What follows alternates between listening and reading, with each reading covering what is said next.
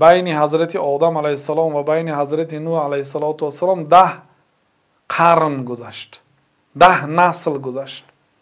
یعنی نوح 10مین فرزندان حضرت آدم علیه السلام هستند، نبیره نبیره ابیره. و سموره ابن جندوب از پیامبر صلی الله علیه وسلم روایت میکنن که گفتن که سام ابو العربی و حم ابو الحبشی و یافث ابو الرومی. یعنی این حدیث امام احمد و امام ترمذی در سنن و امام احمد در مسند روایت کردن.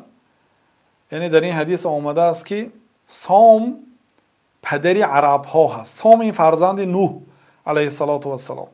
حام این پدری حبشی ها هست، یعنی پدری مردم افریقایی ها هست. و یافث این پدری روم هست، یعنی اروپایی ها، ابو روم، پدری رومی ها. این حدیث خیلی که گفتیم امام ترمذی روایت کردن، گفتن که وقال حسنون، این حدیث حسن است گفتن. وقال الحاکم، حاکم هم روایت کردن گفتن که صحیح الاسنادی، اسنادش صحیح هست گفتن. لیکن شعیب ارنوط در تعلیقشون به مسند امام احمد گفتن که اسناده ضعیف و اینچنین قال شیخ الالبانی ضعیف، البانی ضعیف گفتن. خلاصه یه روایت دیگر از در طبقات کبرا ابن سعد رحمت الله علیه روایت میکنه از سعید ابن مسیب، داماد حضرت ابو هریره هستند. سعید ابن مسیب سیدی تابعین. اگر حضرت ابوبکر سیدی صحابه ها باشند، حضرت سعید ابن مسیب سیدی تابعین هستند. میگن که ولد نوح 3، فرزندان نوح 3 تا بود، 3 پسر داشتند حضرت نوح علیه السلام: سام، حم و یافث. فولد سام العرب، فارس و روم. از همین سام برادر، یک چیز به شما خاطر رسان کنم، حضرت نوح وقتی که 80 نفر مسلمان های به کشتی گرفتند و سوار شدند، ببینید 950 سال دعوت کردند، همین 80 نفر ایمان آورد، خلاص باقی مانده ها همه کافر شدند. حضرت نوح دعای بد کردند در حق آنهایی که ایمان نآورد: رب لا تذر علی الارض من الکافرین دیارا، پروردگار در روی زمین یگان کافر نماند، همش جانش گیر. الله تعالی دعاشون اجابت کرد. بعد کشتی ساختند و به داخل کشتی 80 نفر مسلمان ها را گرفتند. لیکن با خواست الله تعالی از همین 80 نفر مسلمان ها تا امروز نسل باقی نماند، اینا فرزنددار نشدند. یگانه همه آدم هایی که الان در روی زمین هستند همه فرزند حضرت نوح علیه السلام.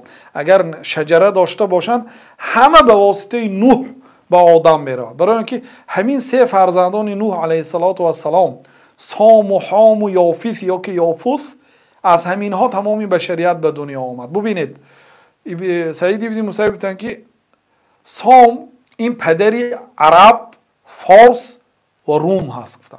اینا هم ببینید به همدیگر شکلاشون هم مانند است: عرب، فارس و روم. روم یعنی اروپا، چون که اینها همین در یک قاره قرار دارند. عرب هم در آسیا هست، اروپا خیلی در منطقه اروپا هست، فارس هم در منطقه آسیا هست.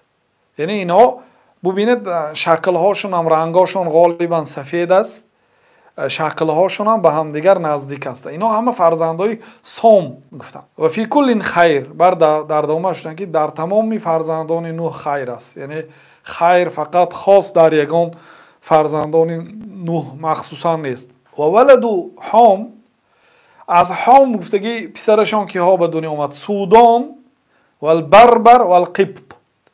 سودان این همون مردم افریقایی ها هست، غالبا سیاه پوستا هست.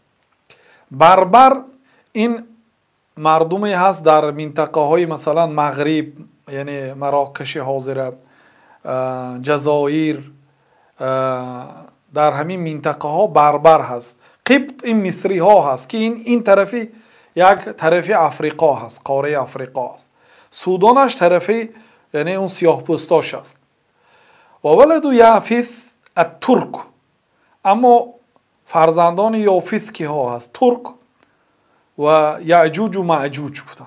این چون این مردم سین و شاید قرقیز و قزاق و مردم های چشم تنگ از فرزندان یافیس هست. یعنی یکی از فرزندهای حضرت نوح علیه السلام.